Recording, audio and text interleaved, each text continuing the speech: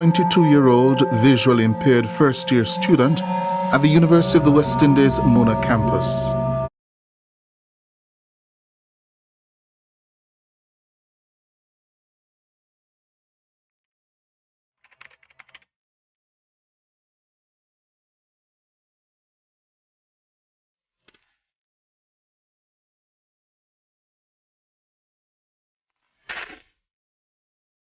She was a 22-year-old visually impaired first-year student at the University of the West Indies Mona campus.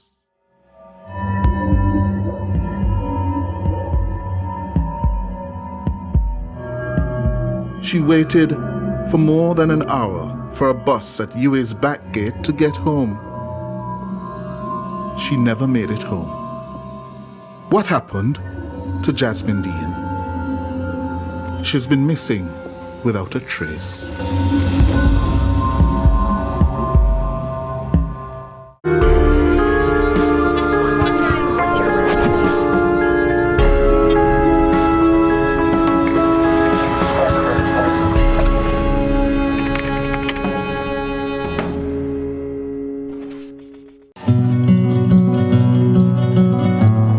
Jasmine was raised in the parish of St. Thomas.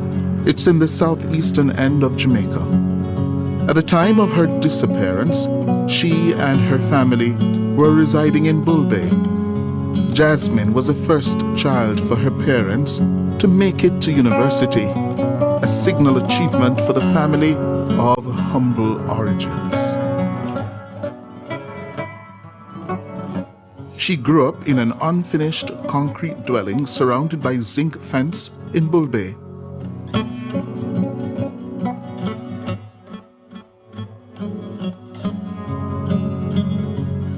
Deen, affectionately called Maya, by her family began experiencing difficulties with her sight when she was only 2 years old. She was later diagnosed with glaucoma. As a student at the University of the West Indies, Jasmine had to commute to school when her father, Lloyd Deen, could no longer afford the fees needed to keep her living on campus. She would take at least 3 taxis on the journey from Bull Bay to the Mona campus of the university. The estimated travel time, just over an hour.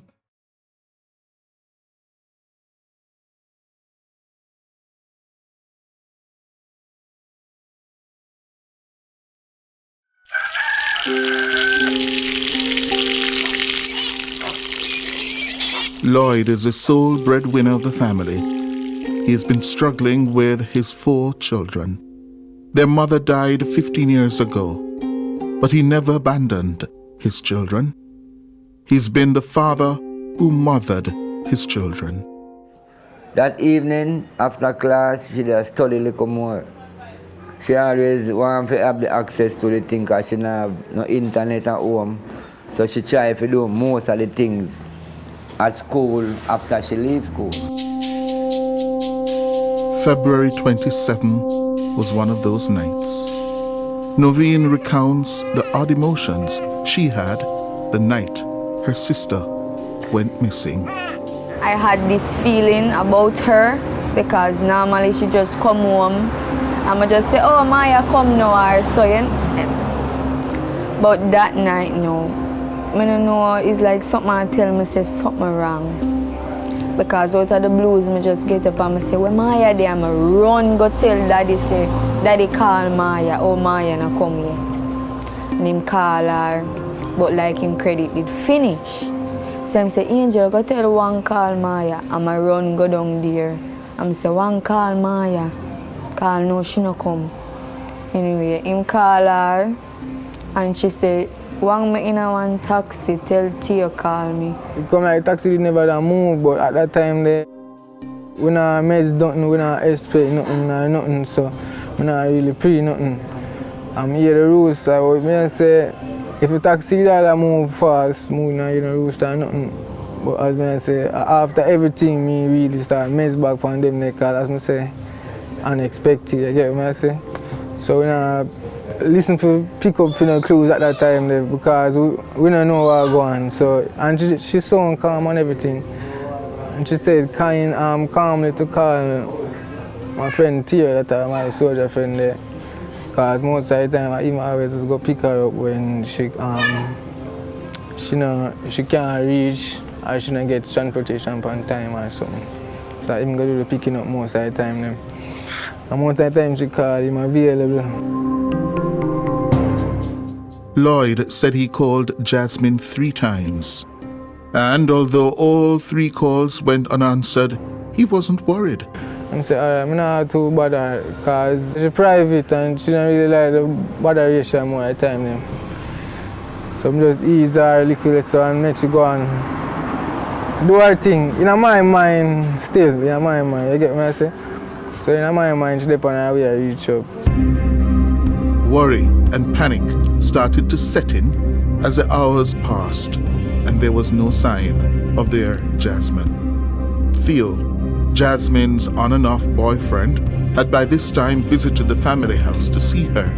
Because I think she reached, because I think she tried to buy something, because I headed that hurt her, I don't know if her menstrual, they dip on her daily or something. I think she dip on her menstrual. They tell him to buy a pill, he come over here with them, to give her a expect her about. No more anybody else. So he take my phone and I call her back.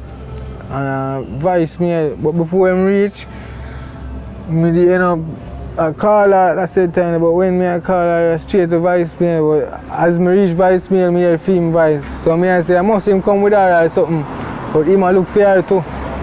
So Tio come over here now and I say Wang, but me not get Maya. Like our phone lock off, then Wang start call back now, and the phone go straight to voicemail and say no, it lock off now for good.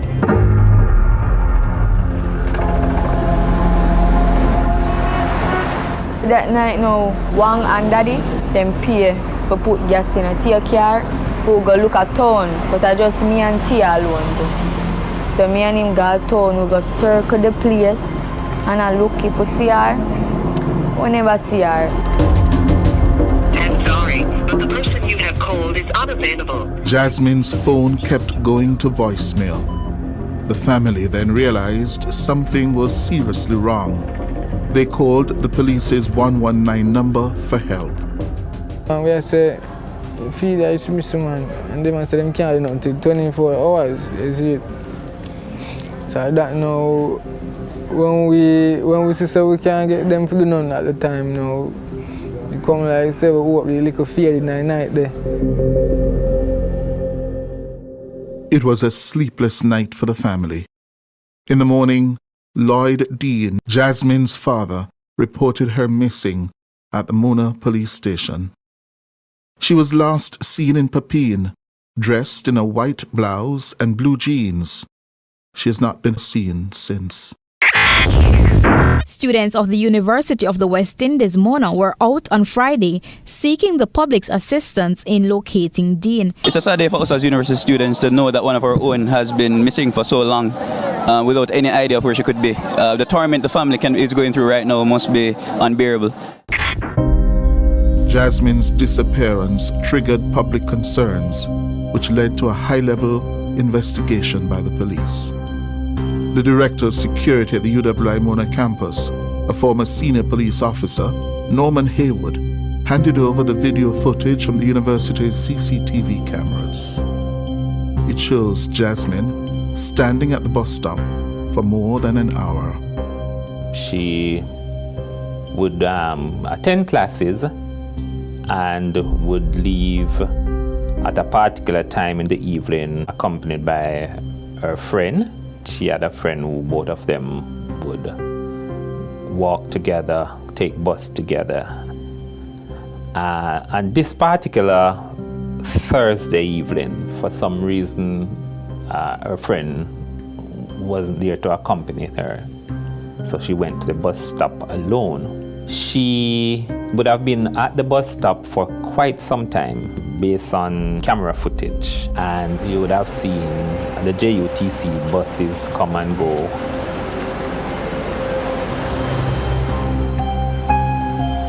Mr. Haywood says a vendor at the UWI back gate helped Jasmine to get a taxi. About 5 minutes past 9, a vendor who sells at the corner would have approached her, and later interview with the vendor would have shown that he knew her before, and he noticed that she didn't go on any of the buses and he was packing up to leave, so she apparently would have been the last person there. So he became concerned and he went and spoke to her, and he stopped a taxi. The vendor who helped Jasmine into a taxi is Carlton Williams. Jasmine stood at the bus stop for an hour and 16 minutes with no help from anyone. Mr. Williams was the only one who offered her help. The taxi driver later would have said that he was not working anymore. That's his last trip. But he assisted her to Papine.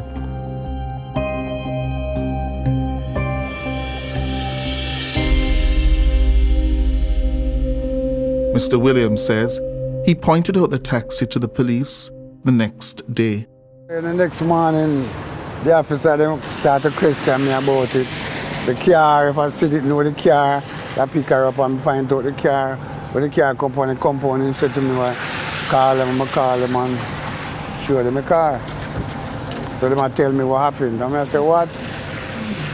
So I guess they understand. We didn't all know that she was blind. You know, it's like, just like the next morning, we don't realize everything. Because if she was blind like we didn't hear them talk about, maybe things are different still. Jasmine's father says he's confused about the help given to his daughter. The youth man say, boy, he might help her. Then, and the taxi man say, he might help her, him not work, but him carry go left her up at the square. I know me can't understand nothing at all with them two man there say. Because you see a little girl disabled at a school gate. Why you move her from the school gate? Why they move her? He's still distraught. That's what I mean. Like for some people, him dead already. Something me I tell them, ask you this. To the taxi man that dead already. Me not cherish to kill people, because me not cherish them things there. But I want my pitney. And the juice man still me have him see him way because I can't believe you there at a school gate. You go help a child. Me a carry her back in at the school. If me a go move her, me not put her up on the taxi.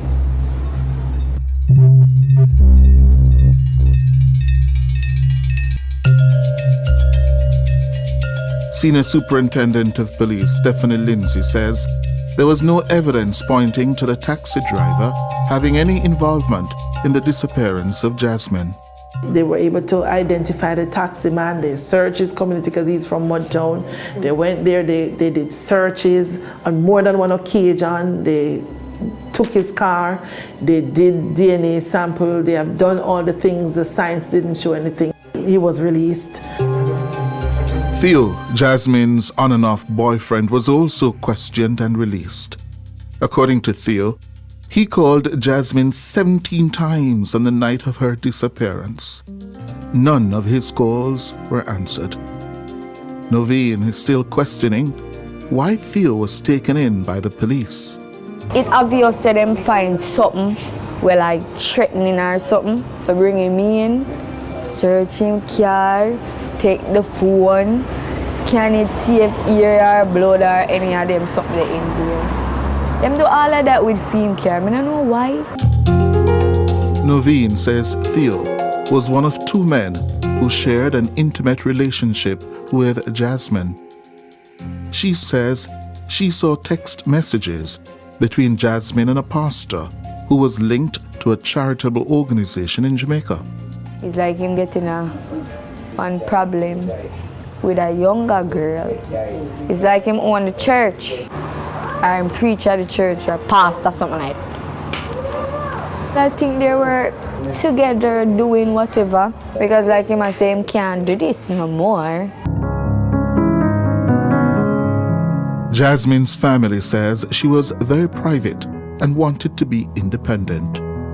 According to the Deens, there were messages on her social media platforms and phone that they still don't understand.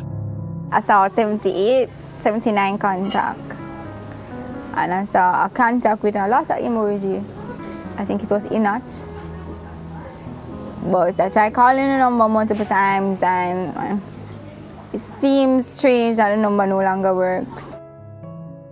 This number named Kevin, I texted him, he replied and said, sorry about Jasmine and all of that. I asked him if he heard from Jasmine and he said, no, he did not recently, something like that. So everything was before she went missing. Noveen says she also saw a text between her sister and Theo that their relationship was over. In our phone text, like Theo must tell her, say, like they must can't talk or something like that because the baby mother jealous and something. But Maya agreed to that. So that now, me see the agreement. So me never understand how him even reach back. After that, you know, the agreement make, me never see nobody like, you know, him a come there, nothing. And then now, one night I see him come for her in the car. She said she go buy Ronies. From that, I never see she gone again. But me I say, I tell you that and I right over the same way. So I couldn't know nothing. But the baby mother know. Me know she not like Maya. Because she have it for say, and Maya no one let go Theo. When Maya have a problem to be by herself. The head of the Constabulary's Corporate Communications Unit, SSP Stephanie Lindsay, says the police are continuing their investigations into the disappearance of Miss Deen. Police investigations reveal 3 cell sites picking her up on the night of February 27, leading to Bull Bay. She usually travels on a JUTC bus that plies the route from UA to Bull Bay because she resided in Bull Bay. Sometime after 9 o'clock, her father became a bit concerned because he didn't see her return home. When he made contact with the driver of the bus, he was told that she was not on the bus. So I guess he canvassed the community, made some checks, and they didn't see her. They eventually got in touch with her, as we were told, that sometime after 9, she said she was downtown and was heading home.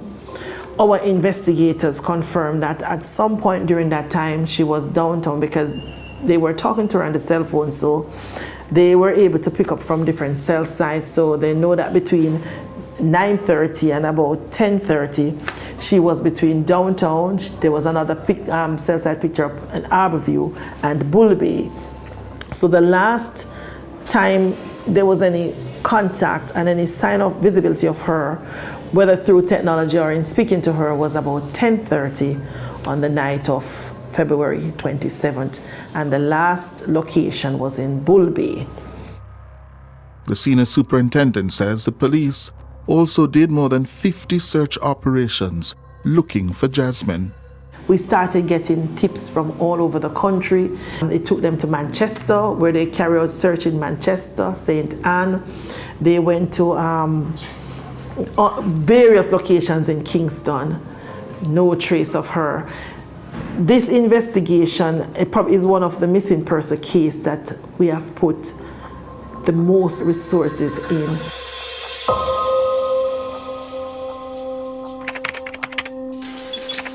Good morning to all.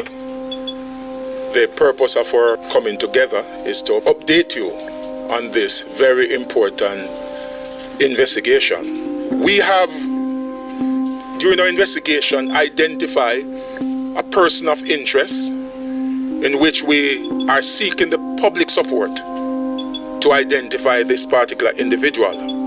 And we are asking anyone who may have seen this individual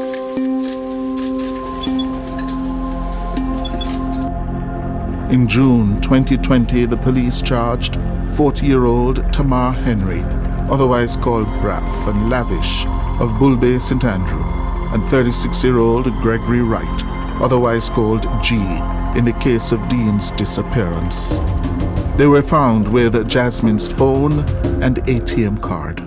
So me I say, from the beginning, once you come up with a man like that, in a case like this, them should have find me Pitney already. You understand? Because if you have the two man them, when we can understand, you know, you have the two person them, with our things them, right? And with the demo, they no most can tell you what them know what me know. SSP Lindsay says they're hoping someone will come forward to say what happened to Jasmine. They were charged for breaches of the Law Reform Special Transaction Act. They were also charged for breach of the Cybercrime Act. Those are matters that are still before the court, so we don't know the outcome because they are still allegations based on the findings, so they were charged based on the footage.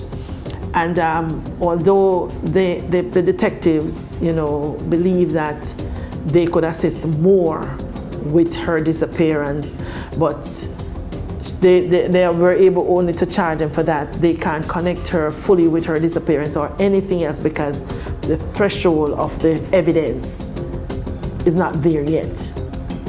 A question many persons are asking is why? Why was a bus not provided by the university for someone who was visually impaired traveling from Bulbe to St. Andrew?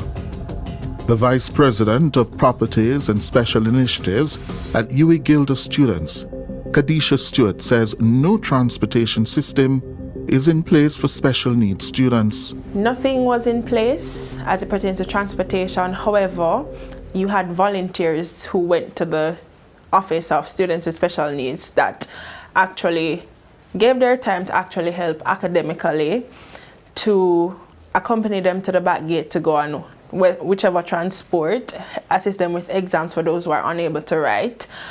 You even had an arm of the External Affairs Committee that's known as the AWT Network that assisted as well. However, due to it being a volunteer system, it was based on volunteers' availability, and as such, students weren't always there to assist those who were disabled. Miss Stewart was visibly moved when she heard how long Jasmine was at the bus stop waiting for a bus. To be honest, you can have plans, however, in executing comes a whole different ballgame. And then if all the players in the grand scheme of things don't come together, it's difficult.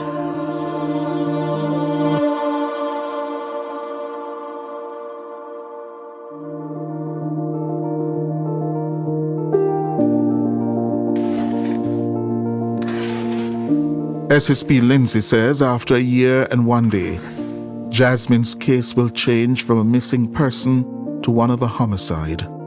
We know in law they said that after a year and a day of the person's disappearance and based on everything and so on, there can be some presumption. So, but it's a process that they will have to consult with the DPP. They look at everything to see if they get to the point where a presumption can be made that she is not alive, but we're not there yet. Mr. Deen is still clutching to the hope that his daughter is still alive. Oh, I don't think she dead, you know, I tell you the truth. I don't feel it though. You know? I don't feel she dead. Jasmine's sister, Noveen, still has hopes that they'll find her. We just always have to try to have hope that she's out there. One of mine, we just find her all before the 28th or whatever. Jasmine was a beacon of hope for the Deen family. Mr. Deen says Jasmine was a bright girl. She wants to be either a lawyer or a prime minister. That's what she thinks. She's sky the fear limit. She don't stop nowhere. Because she don't want to come work with you because she can't money for jump out and her, so she say she want to do her own and end up in either her own business or something. Hi, I'm Jasmine Deen and I'll be singing you Rude by Samantha J. Woke up this morning, knock at the door, put a smile on my face, but for my daddy I wasn't sure. Opened the door and there was my love, to ask him a question, but I had a feeling it would go wrong. Her brother Lloyd says Jasmine loved music and her books. Yeah, gospel and R&B and a series and a movie and a book, is it? She did bright, man. Though she love her books too, she must be bright. Swear.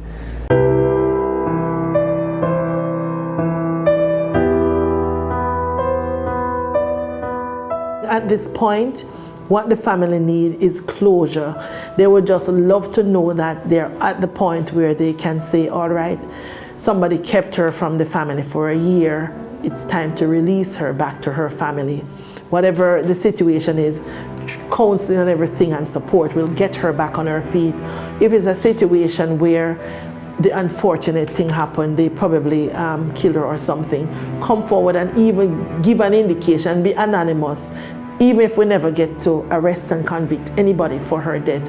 In the event that is the presumption, at least the family would have closure. I mean, the investigators would have not be happy if that's the outcome, but at least we could say at least we can close the case. So it is very unfortunate. I mean, with the Jamaica Constabulary Force, we get the calls every day. They will come on anything on Jasmine Deen. We too would like to have a conclusion in this matter.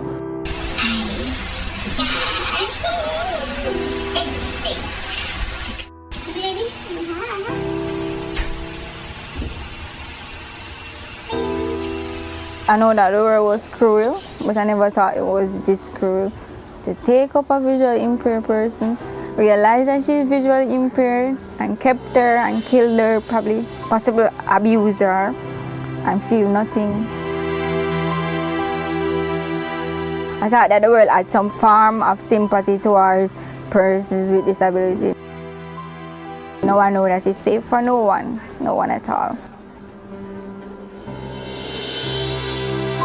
A year on, the pain and grief over the disappearance of Jasmine Deen is still raw.